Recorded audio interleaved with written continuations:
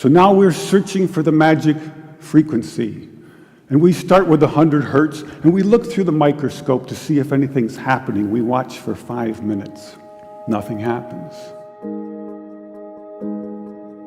We try hundreds and hundreds of frequencies, if not thousands, until we find the magic combination.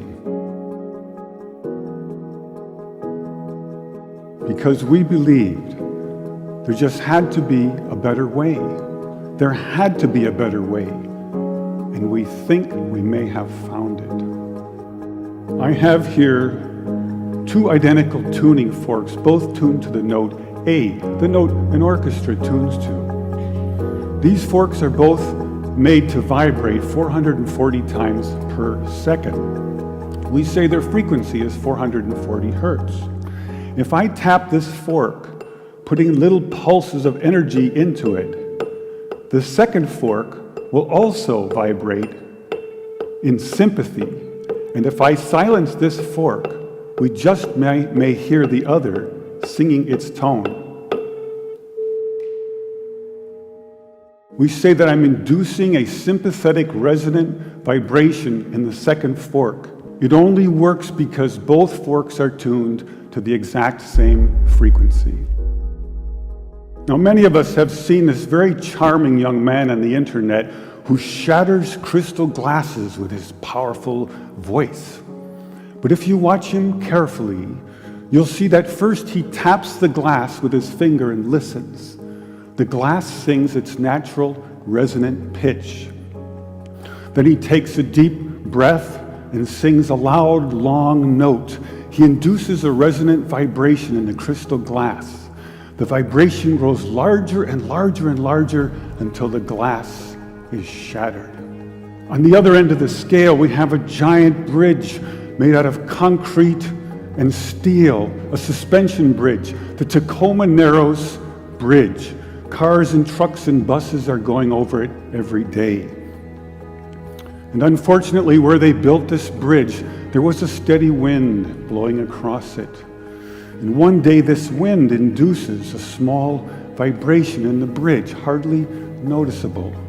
But the frequency of the vibration matches the resonant frequency of some part of the bridge. And the vibration gets larger and larger and larger until the bridge collapses into the river below. A destructive resonant frequency. So on one end of the scale, we have a giant concrete and steel bridge destroyed by resonance. And on the other, we have a small crystal glass shattered. So maybe we could shatter something even smaller, something really small, something you would need a microscope to see. Maybe we could shatter a living microorganism. So maybe we could change a biological living liquid crystal with a special electronic signal. But in order to do that, we would need some kind of device.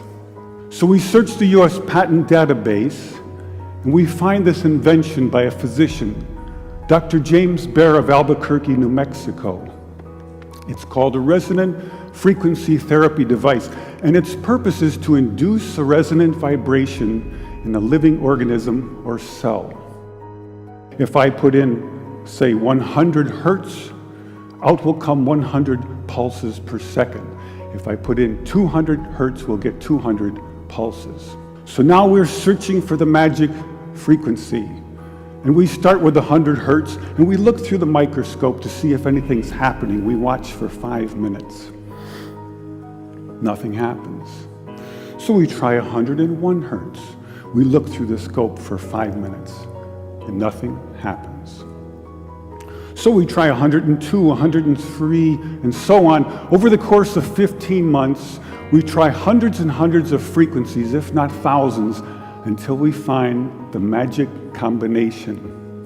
The answer is you have to have 2 input frequencies, one low, one high, and the higher frequency must be 11 times the lower. It's what we musicians would call the 11th harmonic. And when we add the 11th harmonic, we begin to shatter microorganisms like a crystal glass. These are the first videos taken. We showed these videos to our friends in the biology department. They said they hadn't seen anything quite like it. Seems to be a new phenomenon. These organisms are being shattered by our electronic signals. We now know that cancer is vulnerable between the frequencies of 100,000 hertz and 300,000 hertz. So now we attack leukemia cells. Leukemia cell number 1 tries to grow a copy of itself, but the new cell is shattered into dozens of fragments and scattered across the slide. Leukemia cell number 2 then hyperinflates and also dies. Leukemia cell number 3 then tries to make another cancer cell.